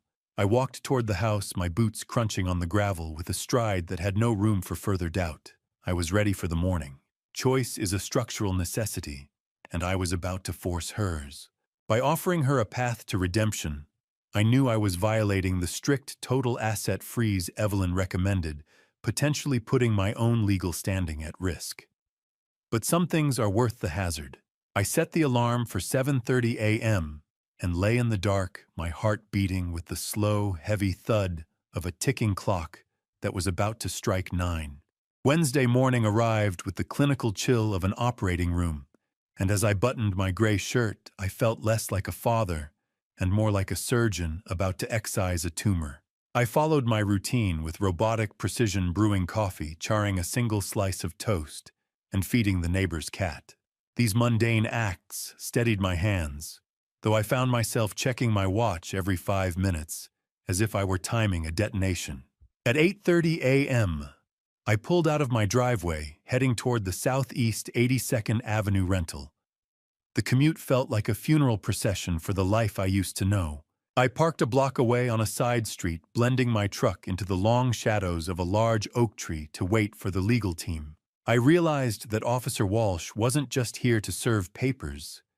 He had been fully briefed on the Costa Rica threat and was prepared to initiate an emergency welfare check on Emma the moment that door opened. I sat in the cab, gripping the steering wheel, until my knuckles matched the color of the gray sky. "Routine can steady the mind," I whispered to my reflection in the rearview mirror. "Steady, Vincent. Just 10 more minutes." At 8:55 a.m., Evelyn Chambers's silver sedan pulled up behind me, followed immediately by Officer Walsh in his marked cruiser. The sight of the police lights, even unlit, made the reality of the situation settle in my gut like lead. We didn't speak as we stepped onto the pavement. We exchanged a single grim nod. I looked through the front window of the rental from my vantage point and saw Olivia pacing the living room in that blue cardigan I'd given her. Trevor was there too, adjusting his silk tie in the mirror, looking every bit the confident businessman. They thought they were heading to a courthouse to finalize a theft that would secure their future. They had no idea the courthouse was currently standing on their sidewalk. Have you ever stood on the precipice of a disaster and realized you were the one who engineered the crash? It's a terrifying kind of peace, knowing that the structural failure is finally out of your hands and into the laws. Before I expose the truth behind those signatures, I need to know if you're still watching this unfold with me. Comment A if you think Olivia deserves a chance to walk away, or B if she should face the same fallout as Trevor, and add one short reason why. Please note what follows contains recreated details for narrative purposes. The message is what I hope stays with you. We walked toward the front door as a unit. Evelyn and Officer Walsh led the way, while I stayed 10 steps behind my hand, resting on the heavy weight of the tablet in my jacket pocket. The morning air was damp, smelling of wet pavement and dormant earth. As we reached the steps, I noticed an unfamiliar black SUV parked 2 houses down with its engine idling. The loan sharks were already watching, waiting for Trevor to deliver the deed. Evelyn didn't hesitate. She reached out and pressed the doorbell, the mechanical chime echoing through the thin walls of the rental house. Ding-dong, the sound of a life being served. I heard footsteps approaching from the other side, the sound of the old world ending, and the truth finally stepping into the light. The lock clicked, the handle turned, and the door swung open to reveal my daughter's face, a face that was about to lose its last shred of certainty. Olivia blinked her eyes, darting from Evelyn's sharp leather briefcase to the silver badge gleaming on Officer Walsh's chest, the color draining from her lips, as if I'd just reached out and physically pulled the life from her. She stood frozen in the doorway, her hands still clutching the blue cardigan I gave her last Christmas, a garment that now looked like a shroud. I stepped forward into her line of sight, and the confusion on her face curdled into a raw, naked fear that made my own stomach twist. Trevor's voice barked from the kitchen, demanding to know who was at the door with that aggressive entitlement he wore like a second skin. He rounded the corner, briefcase in hand, ready to head to the courthouse with the forged documents that would have ended my life as I knew it. But he stopped mid-sentence, his boots skidding slightly on the hardwood as he saw the uniform and the clinical cold focus in my eyes. We arrived at the exact minute the predators were preparing to leave their den. Then what are you doing here? Who are these people? Olivia asked, her voice a thin structural failure. We're coming in. Olivia, I said, my voice as steady as a concrete pour. We have things to discuss that can't wait for the courthouse. We filed into the small living room, the space instantly feeling cramped and clinical. The air smelled of wet wool from the morning mist we'd brought in with us. Evelyn Chambers took the lead, her presence commanding and no nonsense, as she cleared a space on the cluttered coffee table, sweeping aside a stack of glossy travel brochures for Costa Rica. Trevor tried to project a blustering confidence, standing with his chest out and his chin tilted up. This is a private residence. You can't just barge in here, he shouted, his face flushing. Evelyn didn't even look up from her briefcase. Actually, Mr. Morrison, we are here to ensure that your private business remains within the boundaries of the law, she replied. Have you ever felt the air in a room turn to liquid, heavy, impossible to breathe, and tasting of copper? That was the atmosphere in that living room as Trevor's eyes began darting toward the back door, measuring the distance for an escape that Officer Walsh was already blocking with his large, silent frame. The authority in the room had shifted entirely, and Trevor knew it. Snap. The briefcase opened. The trap closed. Evelyn pulled out a thick, structured folder with a crisp, professional finality. She began reciting the formal notice, her voice steady and echoing against the thin walls of the rental. Morrison, you are being formally served notice of revocation of power of attorney and an immediate freeze on all assets pending a fraud investigation. I watched my daughter's hands shake as Officer Walsh extended the heavy legal envelope toward her. It's just paper, Olivia, I whispered. Don't look at it like that. But we all knew it was more than paper. It was a concrete block crushing the lies they had built. Evelyn then delivered the final blow, informing Olivia that the freeze extended to her personal checking account. The one where she was hiding the $10,000 down payment Trevor had given her to stay quiet. Olivia collapsed onto the sofa as the realization set in that her own safety net had been shredded. Trevor stepped forward, his jaw tight, and his face flushing a dangerous shade of red. "This is ridiculous." He spat, his heavy breathing the only sound in the room. "What exactly are you talking about?" I didn't answer Trevor with words. Instead, I reached into my jacket and pulled out the tablet, the screen glowing like a digital executioner's blade in the dim light of their living room. Trevor's jaw tightened, his eyes darting between me and the folder Evelyn had just produced. He was still trying to find the oxygen in the room, his chest heaving as he prepared another volley of aggressive bluster. "You can't prove a damn thing, Vincent," he spat, his voice cracking with the strain of his own lies. I remained seated on their cheap rented armchair, watching him pace and shout about rights and harassment. He is a structural defect in my family that I am finally ready to collapse. I wait for his volume to peak. For the moment, his desperation turns into a scream before I simply tap the screen of my tablet. "I don't need to prove it, Trevor," I said, my voice cutting through his noise with clinical precision. "I just need to play it." The sound of his own voice, hushed and intimate, suddenly filled the room, cutting through his shouting like a knife through paper. Audio clip number 1 began to play through the tablet's high-gain speakers, Trevor's midnight call to the mistress from my own kitchen. The room went deathly still as his voice described Olivia as useful weight and the old man's signature machine. He explicitly detailed the plan to flee to Costa Rica the moment the deed transfer cleared, leaving my daughter behind to face the legal fallout of a felony forgery case. Have you ever heard the sound of a person's heart actually breaking? It's not a loud crack. It's the sound of a long, slow exhale that never quite ends. Olivia's face drained of all color, her eyes fixed on Trevor, as if she were seeing a monster for the first time. The recording even included Trevor mentioning the exact flight number and the September 30th date for his departure, proving he had already purchased the tickets using a secret credit card he'd skimmed from Olivia's own emergency savings account. "Pack your bags for Costa Rica," the recorded Trevor said, with a dry chuckle. "Just you and me. Useful weight." That's what he called the mother of his child. The recording ended, but the echoes of Trevor's tinny recorded laughter lingered in the air like a foul odor. Olivia was trembling so violently that the legal papers in her hand crinkled like dry leaves in a storm.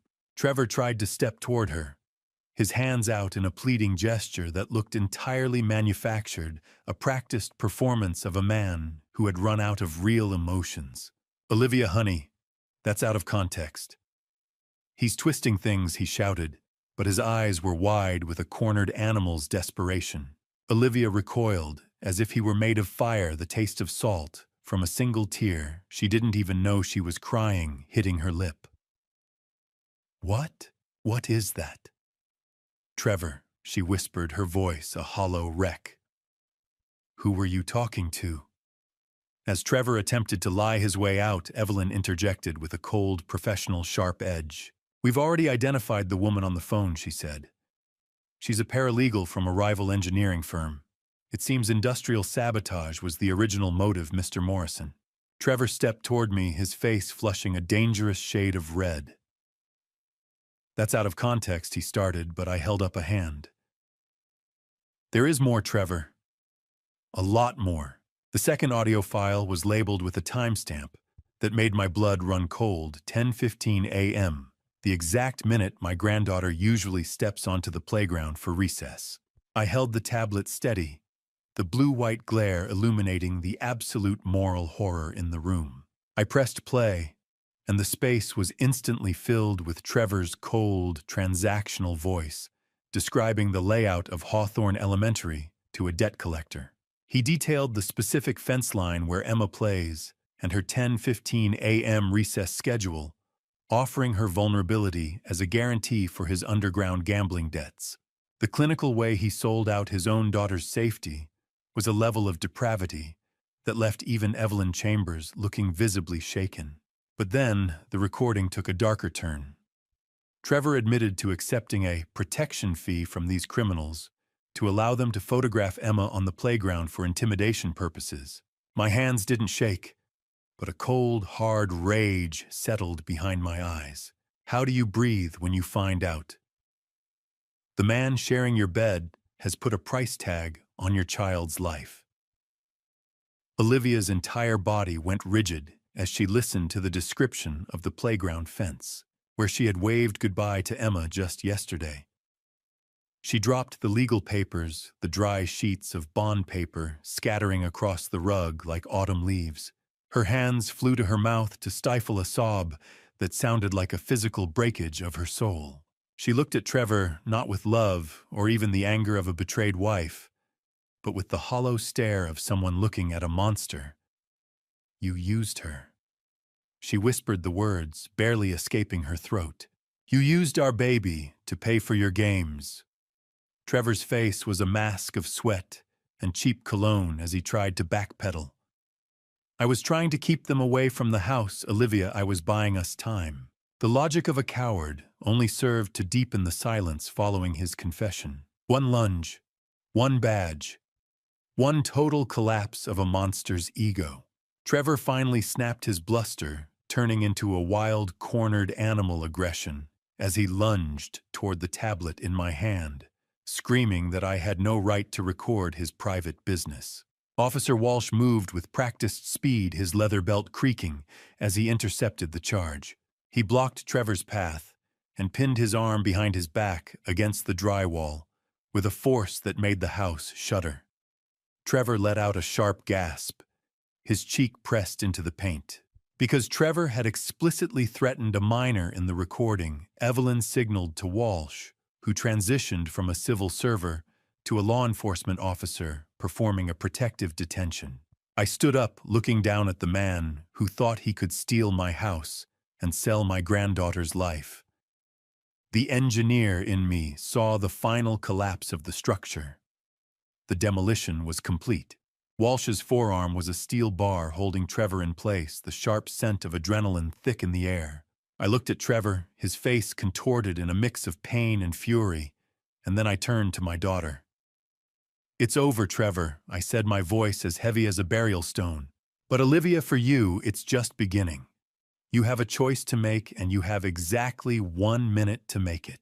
The room was silent. The kind of stillness that only comes after a storm has finally broken the windows, leaving nothing but the cold, whistling truth to fill the gaps. I turned my back on Trevor, who was still struggling weakly against Officer Walsh's immovable grip, and focused entirely on Olivia. She was a wreck of a woman trembling on the floor, the smell of fear and stale air in the cramped rental house nearly overpowering. I laid out the 2 paths available to her with the clinical precision of a final inspection report. "You have one choice, Olivia. 1. You stand with him and lose Emma to the state as an accomplice to a felony, or you stand with me and save her." I watched the last of her defensive walls crumble, replaced by the raw, desperate instinct of a mother who finally realized she'd been sleeping next to a predator. I didn't know she sobbed, her voice muffled by her hands. "Dad, I swear I didn't know he'd go after her school." I revealed that the loan sharks Trevor feared had actually been monitored by the FBI for months. His recorded confession wasn't just evidence of a theft. It was the final piece needed for a federal racketeering indictment. Have you ever seen a man realize he's been digging his own grave for 6 months? The look in Trevor's eyes was the only payment I ever needed. I pulled a second set of documents from my jacket, the ones I prepared after my call on Friday. I informed Trevor that the FBI was already very interested in his investors, and that his recorded ledger was currently being transcribed by a federal task force. Trevor's face went from a flush of rage to a ghostly, translucent pale. "You called the feds," he croaked, his voice cracking like dry timber. "You'll ruin everything." I didn't blink. I wasn't just a father protecting a home anymore. I was a man containing a toxic spill. I watched him realize that this wasn't just a lawsuit or a family squabble, it was a prison sentence. The magnitude of his strategic failure settled in his eyes, and the bluster finally bled out of him. leaving behind nothing but the hollow shell of a man who had tried to gamble with lives that weren't his to lose. Game over. The house always wins, Trevor, especially when the house is mine.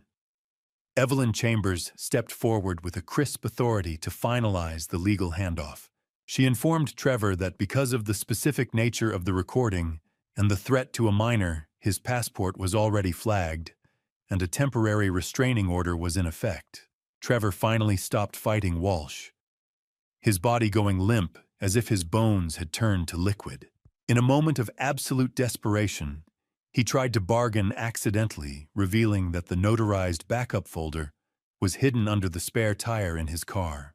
Walsh nodded to a colleague outside, and I knew the physical evidence was as good as secured. I looked at my daughter, who was now sobbing quietly on the rug, and felt no joy, only a somber, exhausted relief. I turned toward the door, the heavy weight of the last 2 weeks finally lifting from my shoulders as I felt the tactile threshold under my boots. As I reached the door, Trevor's voice cracked one last time, high and thin, with the sound of a man drowning in his own choices. This is entrapment. I didn't look back. The walk to my truck was the longest 50 feet of my life, each step on the damp pavement, sounding like a heavy, final, rhythmic thud that signaled the death of the family I thought I knew. I stood on the porch for a fraction of a second, the cool September air biting through my shirt. Trevor's desperate cry of entrapment was still ringing in my ears, a high, thin sound that carried the jagged edge of a man who realized the walls were finally closing in. I didn't look back. I kept my eyes on the horizon, where the gray Oregon clouds were finally beginning to break, revealing a sliver of cold, uncaring blue. Behind the closed door of the rental, I could hear Trevor's voice rising in a frantic, losing argument with Officer Walsh. Olivia's sobs had transitioned into a low, rhythmic keening that made my chest ache with a phantom weight, the kind of structural pain you feel when you know a foundation is beyond repair. "This isn't over," Vincent Trevor screamed, his voice muffled by the wood. "You hear me?" I whispered the answer to the empty air. "It was over the moment you looked at a map of a playground, Trevor." As I reached the sidewalk, I saw the black SUV that had been idling 2 houses down suddenly peel away, its tires chirping against the asphalt. My bluff about the FBI presence had worked better than I'd hoped. The creditors were scatterings like rats from a spotlight. Evelyn Chambers joined me on the sidewalk, her expression as unreadable as a legal brief. She didn't say a word at first, but she placed a firm, supportive hand on my shoulder, a gesture of solidarity that anchored me to the present. She informed me that Officer Walsh would remain on site until the primary evidence from Trevor's car was secured and the initial statements were logged. We watched a second patrol car pull up to the curb with a quiet authority. The welfare check on Emma was being initiated at Hawthorne Elementary. For the first time in 2 weeks, the crushing pressure in my lungs eased, and I felt like I could actually draw a full breath of air. "The state will take it from here," Vincent Evelyn said, her voice a calm bulkhead against the chaos. "Go home." I looked at her, my eyes stinging. "Is she safe, Evelyn? Is Emma really safe?" She nodded once, a sharp, professional movement. "She is. Have you ever won a war only to realize you're the only one left standing on the battlefield? The silence is heavier than the gunfire ever was." I climbed into the driver's seat of my truck and pulled the door shut, the heavy thud sealing out the world of Southeast 82nd Avenue. I sat there with my hands on the steering wheel, the cold vibration of the idling engine traveling up my arms. I watched the house through the rearview mirror, half expecting it to implode under the weight of the lies I'd exposed. I had saved my assets. I had protected my granddaughter. But the bridge back to my daughter had been burned to the waterline, and the smoke was still thick in the air. Inhale. Exhale. The air tasted like rain and freedom. It was bitter. I pulled my phone from my pocket and found a final text from Warren Phillips. "The cloud account is deleted. Your house is yours again." I turned the key and the engine rumbled to life. But as I glanced at the passenger seat, I saw Emma's forgotten coloring book, the one thing I couldn't protect from the truth. "I am sorry, Patricia," I whispered to the empty cabin. I did what I had to do. The next 24 hours passed in a blur of gray rain and phone calls that felt like echoes from another life. But it was the vibrating buzz of my phone at 10 a.m. on Thursday that finally broke the static. I was standing in the hallway, the faint smell of damp dust hitting my nose, as I unscrewed a dead light bulb, a mundane task, intended to keep my hands from shaking. I answered the call from Evelyn Chambers and held the cold, vibrating device to my ear. She chose Emma Vincent, Evelyn said, her voice carrying a weight of professional satisfaction. "Olivia called my office an hour ago. She's broken, but she's resolute. She has agreed to cooperate fully with the authorities." Evelyn explained that my daughter was currently signing a cooperation agreement, handing over every shred of evidence regarding Trevor's coercion and his gambling contacts. Most importantly, she had filed for an emergency divorce and a petition for sole custody. She had finally chosen her daughter over her fear. "Good," I replied, staring at the empty light socket. "Emma needs her mother, the version of her that isn't afraid of a shadow." Evelyn revealed that because of the clear evidence of coercion, the district attorney had decided not to press criminal charges against Olivia, provided her testimony secured the convictions of the ringleaders. 2 weeks later, the Oregon autumn had turned sharp and biting. I was in my workshop when Evelyn called again. FBI, raid, arrest.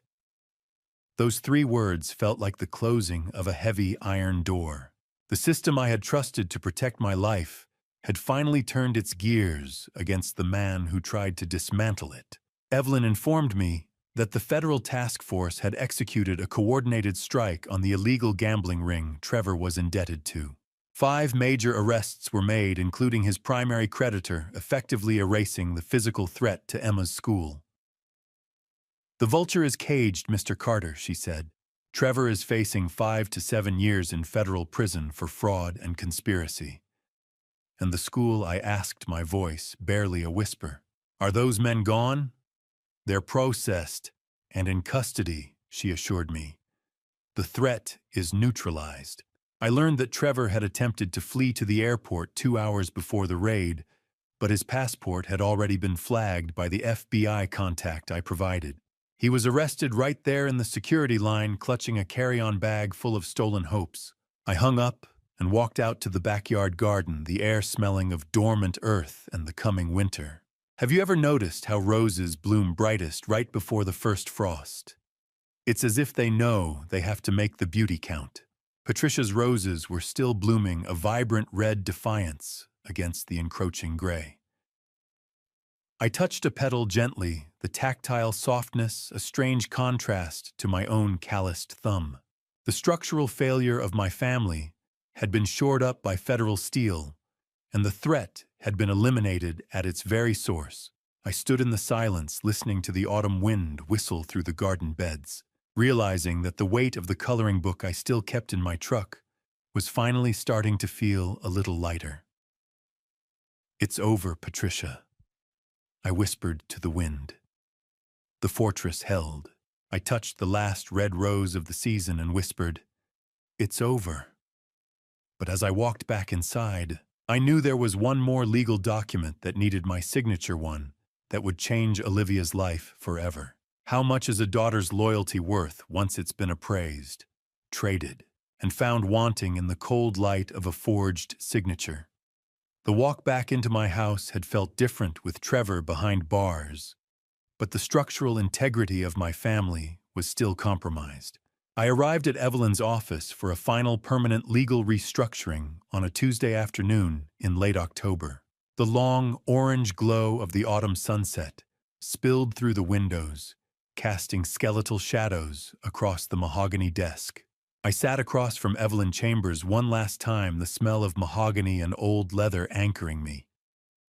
"We weren't here to discuss arrests today. We were here for the final demolition. I want her removed from every schedule of assets, Evelyn. Totally and permanently," I said, my voice steady.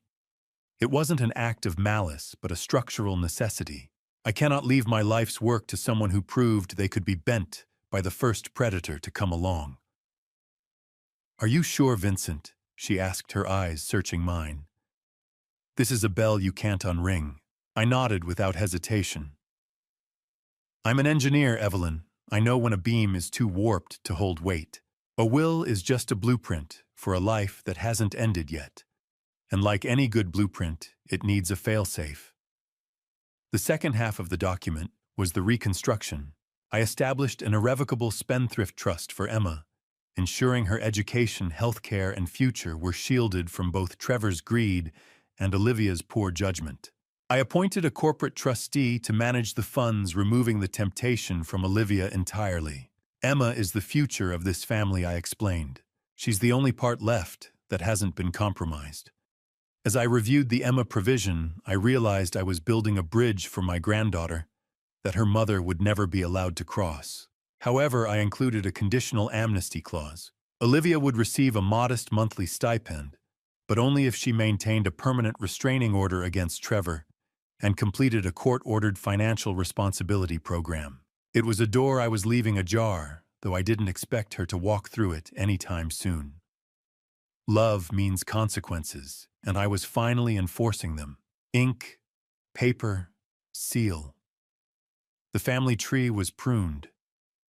Evelyn placed the heavy stack of paper in front of me, and the fountain pen felt cold and balanced in my hand. I signed each page with the same steady hand that once drafted thousands of bridge blueprints.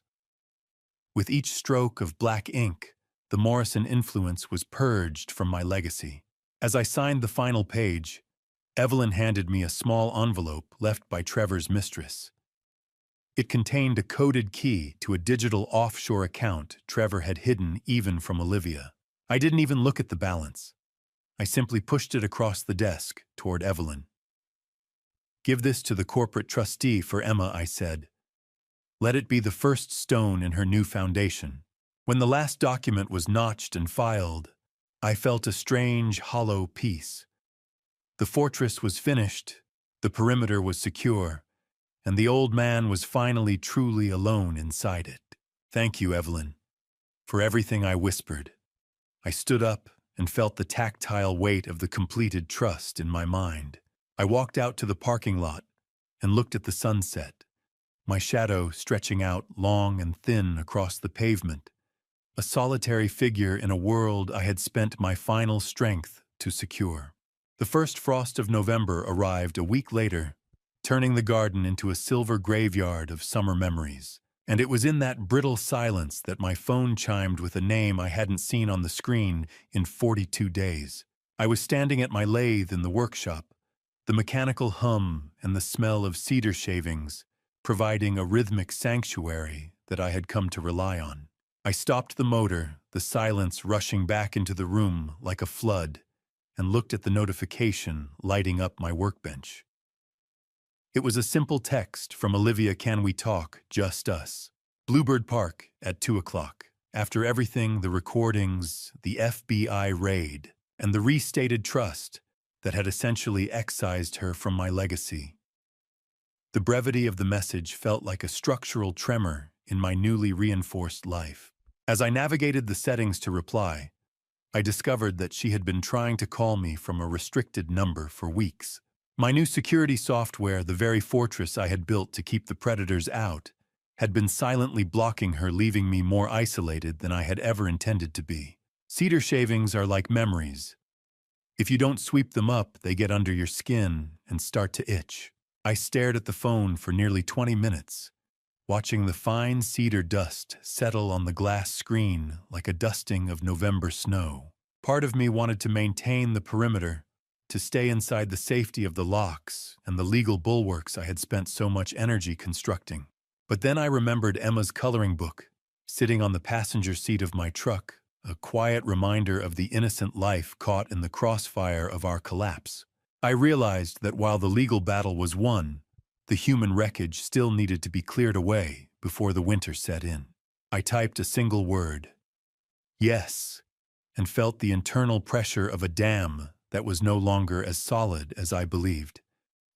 I am not doing this for him, I whispered to the empty rafters. I am doing this for her. One word. Yes. The bridge was rebuilt with a single keystroke, however fragile the span might be. I cleaned the workshop with a meticulousness that bordered on the obsessive putting every chisel and gauge back into its specific shadowboard silhouette. I changed into the heavy jacket I had worn to Evelyn's office, checking my pocket to ensure the tablet wasn't there. I won't need weapons today, I told myself. Just the truth. Whatever is left of it. As I walked toward my truck, the biting November air nipped at my lungs, reminding me that some structures can be repaired, while others can only be replaced by something entirely new. I pulled out of the driveway and paused at the curb. Across the street, a white moving van was parked at the rental house. Trevor's mistress was methodically clearing out his belongings, revealing that the parallel life he had built was being dismantled by the very people he had trusted. The demolition was total. I drove toward Bluebird Park with a somber determination, my boots crunching on the frost-covered grass as I approached the duck pond. I saw her sitting on a bench near the frozen water, a silhouette of grief in a heavy coat I didn't recognize. And for the first time in my life, I didn't have a blueprint for what to say next. Bluebird Park was empty, the playground equipment standing like skeletal remains under the gray sky. I walked across the frozen grass, the rhythmic crunch of each step, echoing in the silence of the November afternoon. I saw Olivia sitting on the bench by the duck pond, her silhouette small and huddled against a cold wind that whipped through her winter coat. I sat down on the opposite end of the frost-slicked bench, the distance between us exactly 4 feet. A physical gap that felt like a canyon neither of us knew how to bridge. She didn't look at me for a long time, her eyes fixed on the frozen water, where a few brave ducks huddled near the reeds. When she finally spoke, her voice was thin and fragile like dry glass. I was so afraid of losing the house that I lost everything else instead, she whispered. She admitted she knew Trevor was in financial trouble, but claimed she never knew the extent of the depravity regarding Emma. I listened with the clinical detachment of a lead engineer inspecting a collapsed structure, looking for what could be salvaged. She revealed she'd already started working a minimum wage job at a local grocery store to support Emma. It was the first sign of responsibility I'd seen in years. "Do you still hate me, Dad?" she asked, her gaze finally flickering toward mine. 0%. That was her rating. My own daughter. I didn't answer her question directly. Instead, I laid out the conditions of our future relationship with the precision of a contract. I told her about the irrevocable trust I'd established for Emma and the conditional stipend for her own survival. I made it clear that while I would remain a grandfather, my role as her father had changed from provider to overseer. Emma's future is sealed, I said, the cold air biting at my lungs. Yours is up to you. There will be no more joint accounts, no more power of attorney, and no more secrets. If that trust is broken again, the bridge is gone for good. Trust isn't a gift, Olivia. It's a structure, and right now yours has a 0% safety rating. She nodded slowly, accepting the terms with a resignation that suggested she had expected far worse. The silence that followed was heavy, filled with the ghosts of the family we used to be before greed and a predator named Trevor had dismantled the foundation.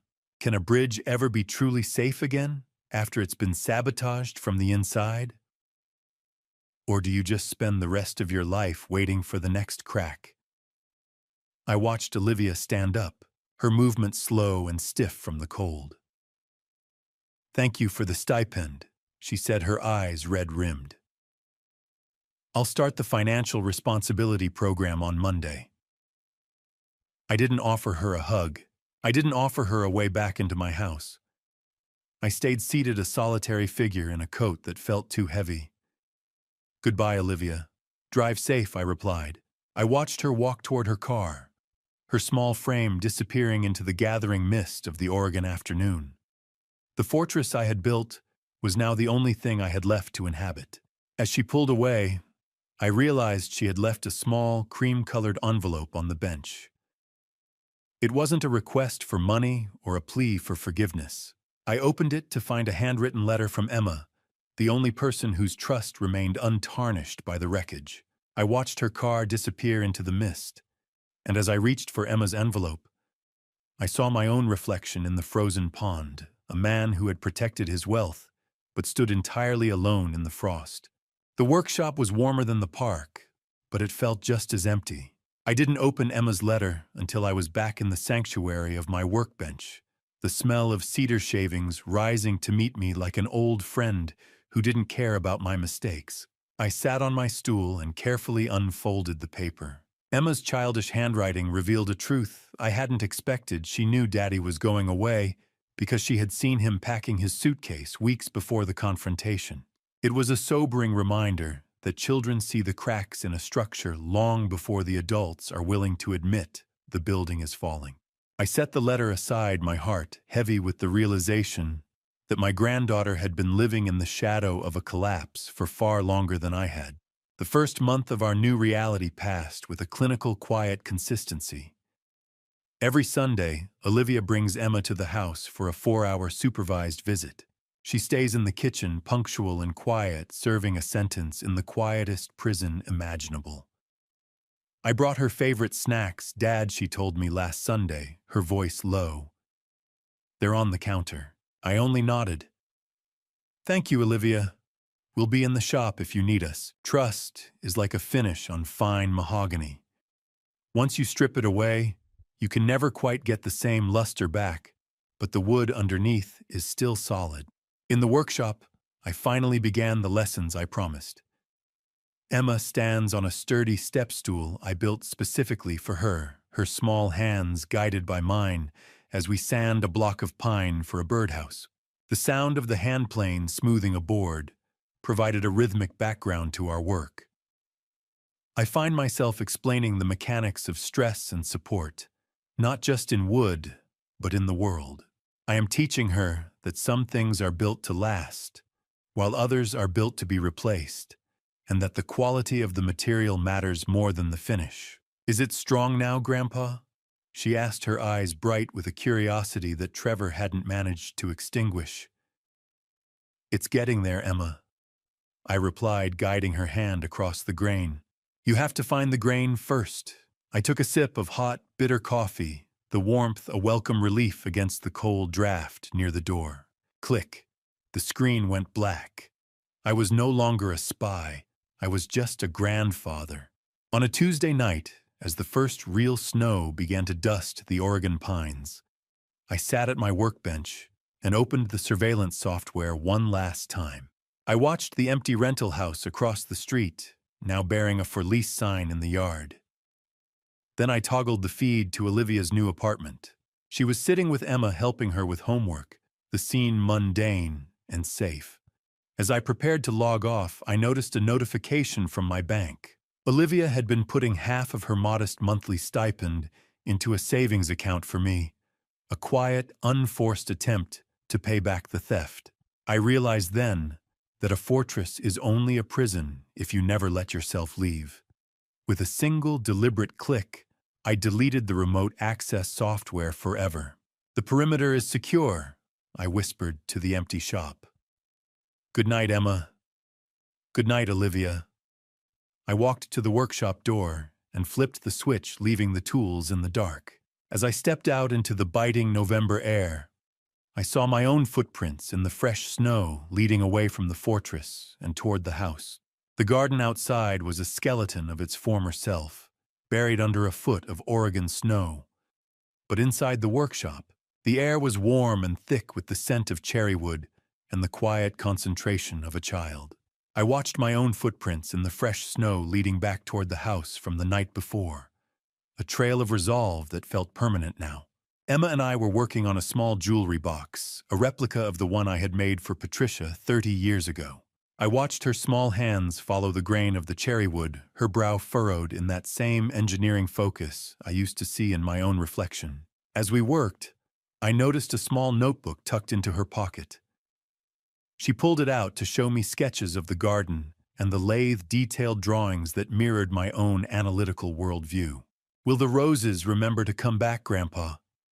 she asked, her voice light against the howling wind outside. "The roots are deep, Emma," I replied, placing my calloused hand over hers. "They never forget where they belong.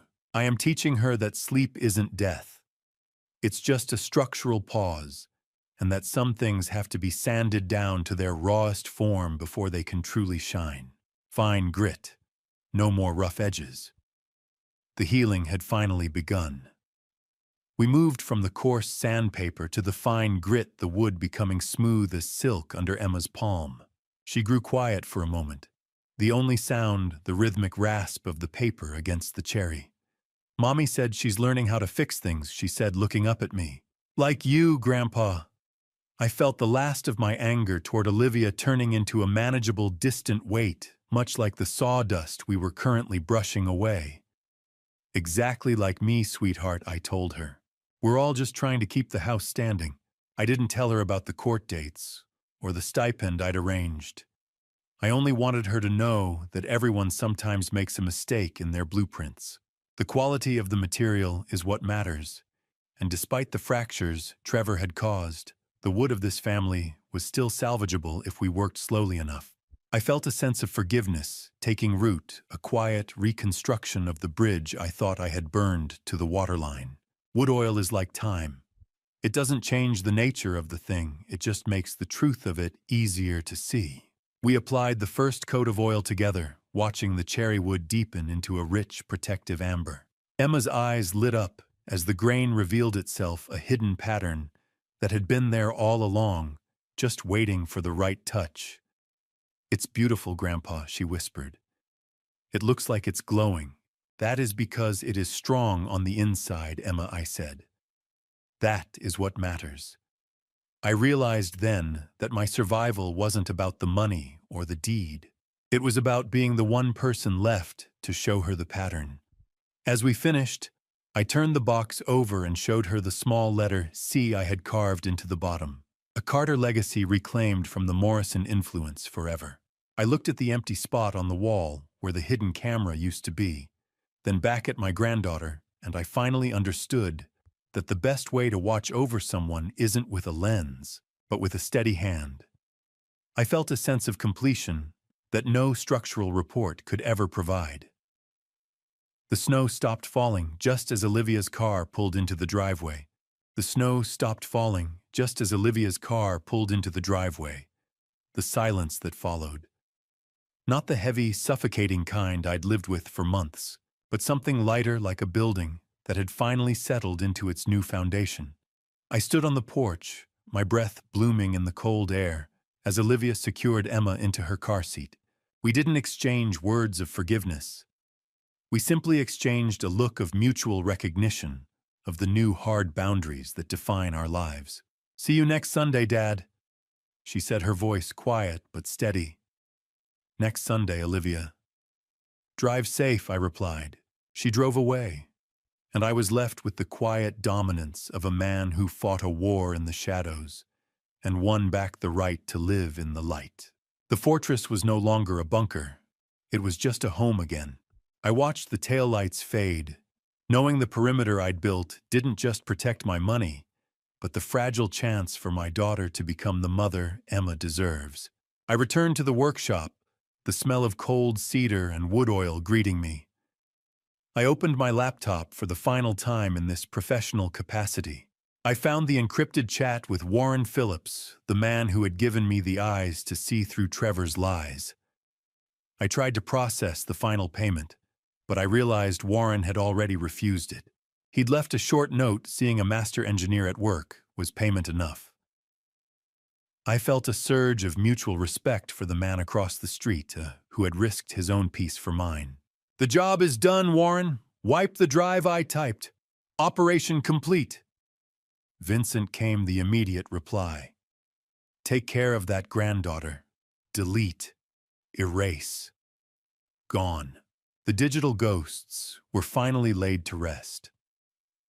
It was the final engineering check on a bridge I never wanted to build, but one that saved my family from a total structural collapse. What is the weight of a secret? Once it's been told, it's nothing. It's lighter than the air in an empty workshop. As I initiated the final wipe of the laptop, I discovered one last hidden file Warren had left for me. I clicked it, and suddenly the workshop was filled with the sound of Patricia's voice.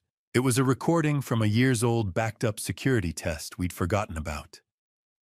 "Vincent, honey, don't forget to come in for dinner," she said, her voice warm and full of the life we'd shared. It was an audible blessing from the woman who had started the garden, a final reassurance that the foundation we'd laid together was still holding firm. I closed the laptop, the lid clicking shut, with a sound of absolute finality. I listened to the house. It was quiet, but it was a living silence. The hum of the refrigerator, the wind in the pines, the absence of Trevor's predatory pacing. I looked at the jewelry box. Emma and I had finished the oil, giving the cherry wood a soft, protective glow. I am an old man with a steady hand, and for the first time in a very long time, I don't feel the need to watch anything at all. No more cameras. Rest easy, Patricia. The house is safe. I stood in the center of the room and breathed in the scent of cedar one last time before flipping the light switch, finally content to let the shadows be just shadows. The gravel crunched under my boots as I crossed the yard, a solitary sound, in a neighborhood that had finally stopped feeling like a battlefield. I had stepped out of the workshop and flipped the switch, leaving the tools in the dark, and as I walked toward the house, I saw my own footprints in the fresh snow, leading away from the fortress I'd inhabited for so long. I didn't reach for my phone to check the perimeter. I didn't even feel the phantom vibration that had haunted my thigh for months. I realized then that my psychological recovery had finally caught up to my legal victory. I stood on the back porch and looked at the heavy brass master key in my hand, the one that opens every door in a house I almost lost. I thought about the months spent behind monitors, the cold calculations, and the weight of the tablet that used to live in my pocket. Now there are no cameras hidden in the eaves and no software monitoring the digital air.